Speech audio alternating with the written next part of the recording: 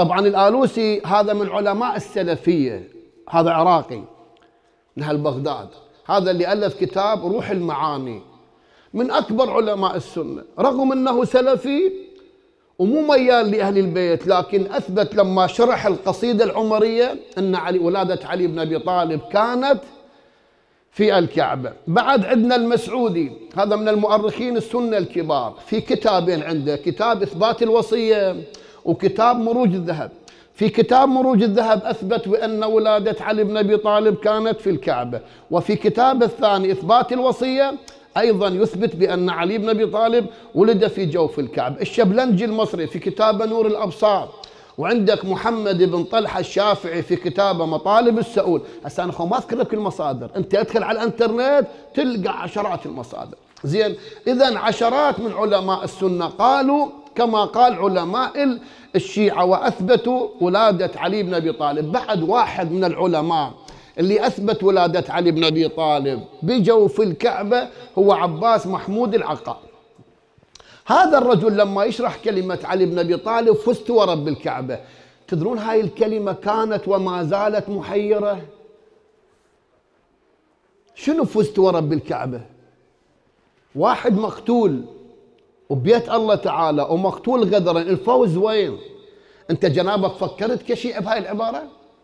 عبارة عمرها 1400 سنة وما زال العلماء يرتجفون أمامها.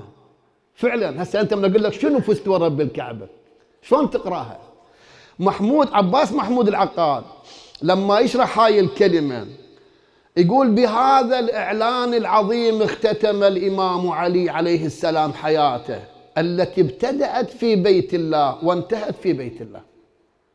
إذن هسه عباس محمود العقاد لما يقول التي ابتدأت، يتحدث عن حياة علي بن أبي طالب التي ابتدأت وين؟ في بيت الله تعالى. إذن هو أيضا وانتهت في بيت الله. فعلا جميل، علي بن أبي طالب ولدته أمه في بيت الله وولد ساجدا ومات مقتولا في بيت الله، وكان أي رحلة هاي وين تلقاها؟ عند أبو بكر عمر ما باكو.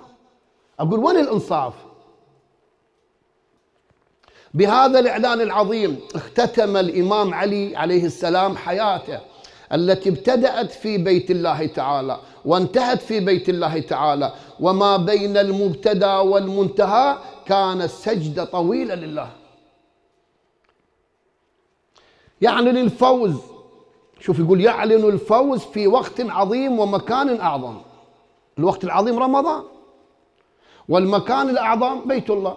انت ما شايف ذول المجرمين اللي قتلوا علي بن أبي طالب ما عندهم أي احترام لأي مقدس؟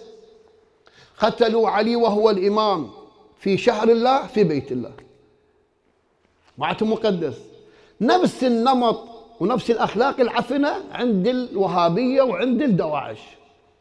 الوهابية لا يحترمون زمان ولا مكان ولا إنسان، والله نفس البعثية لا يحترمون زمان ولا مكان ولا إنسان. شايفين خصومنا ايش قد قدرين؟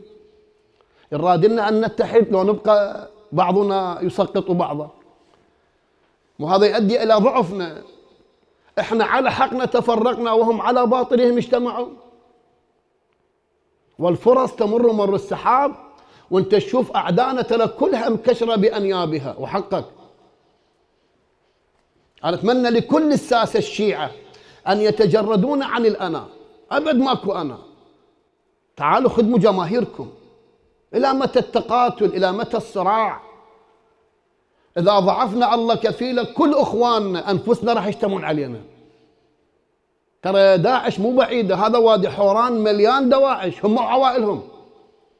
والأمريكان منعوا حتى الطيران العراقي أن يطير بهذه المنطقة، وبعض الضباط مجرد يتحركوا أوقفوهم. هذا مسعود، شوف هذا مسعود القذر، شكو إرهابي ووهابي وداعش قذر هم وعوائلهم ما زالوا في كردستان، يستخدمهم مرقة ذبح إلي. وثقنا بهؤلاء الساسة، طيناتهم ولاءاتنا، حبيناهم قرب إلى الله تعالى، لكن تآمروا علينا.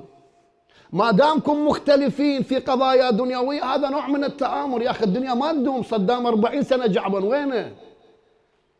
يعني إلا تقعد على الكرسي، لا تقعد على الساعة، لا قعدت. هو الكرسي مشاكله هواي ترى. عوف الكرسي، خدمني يا أخي، خدمني، تقرب إلى الله بخدمة الناس. أمامك سكو تحريض سني. أنا متابع الفضائيات السنية، هذا الأبيض وغيره يوميا مخاطبين جهة، طلعوا غير الدولار. الدولار أزمة طبيعية مو بس عندنا. أمامك سوريا، أمامك لبنان، أكو إرادة أمريكية قذرة أن تجوع الناس تجويع وراء شنو؟ تركيع وتطبيع. أقول لك إحنا يوميا سقط لنا حكومة نبقى هكذا؟ ما يصير. كن ننتعش. إذا كانت أكو حكومة يجب أن نسقطها، حكومة الكاظمي وسط طلعت العفونة. أما يوميا نسقط حكومة ما راح نبني وطن، طونا مجال. اللهم صل على محمد وآل محمد.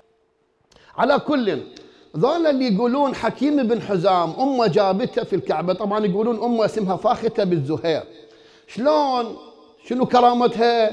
يقولون هي رايحة تتبرك بالأصنام. تعرف الكعبة كان حولها 360 سنة، وهي تطوف تتطرق بالأصنام جاءها المخاض وماكو مكان برا تلد، فدخلت في الكعبة لأن اتفق أنه الباب كان مفتوحا.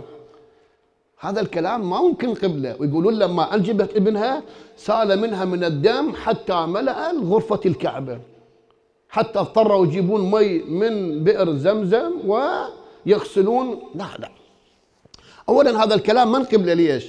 لأن الكعبة منذ القدم لها مكانتها ومقدسة ولها سدنة ولها خدم، وباب الكعبة كان إلى مفتاح، والمفتاح السادن، وهذا الباب ما ينفتح إلا في أوقات. اقرأ التاريخ، كعبة لها سادن وعندها مفتاح. زين، فاللي يريد يدخل للكعبة مو هكذا، إنما باتفاق ويجي السادن ويفتح ويمارسون طقوس. يا الله، مو أي امرأة تلد. لو كان الأمر متاح وأي امرأة تريد تجيب بالكعبة، ليش أبو بكر أمه ما جابتها بالكعبة؟ ليش عمر أمه ما جابتها بالكعبة؟ ليش مو أبو سفيان أبو سفيان من وجهاء المنطقة جاب زوجته هند قال يابا خلفي زين، أبو لهب غيره. لا، الأمر ما كان موجود أساسا، فلا تقول لي باب كان مفتوح، هذا من الدجل. إحنا الشيعة لما نقول إن فاطمة بنت أسد أنجبت ولدها علي في الكعبة مو عن طريق الصدفة أبدا. مو اجت فاطمة ومثل ما يقول البعض لقت الباب مفتوح، أبدا الباب ما كان مفتوح، وإلا هي فاطمة بنت أسد دخلت من الباب لو شق لها الجدار. وهي هم حكمة. قل لي أيهما أسهل، فاطمة تدخل من الباب لو يشق لها الجدار؟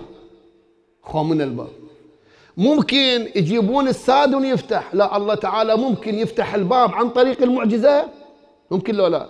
أقول لك في سورة يوسف لما زليخة راودت يوسف ورادت مبتغاها غلقت باب له الأبواب. يوسف لما هرب الأبواب أحد فتحها له؟ ممكن فتحها الله، فتحها له مو؟ فالله اللي فتح الأبواب ليوسف لما هرب من زليخة ممكن بقدرته ما يحتاج مفتاح يفتح لها الباب. بس الروايات تقول فاطمة بنت أسد ما دخلت من الباب موجود. مو الله تعالى لو خلاها تدخل من الباب فيما بعد الرواية شنو؟ يقول لك هو الباب كان مفتوح دفعته وفاته، الله لغى الباب.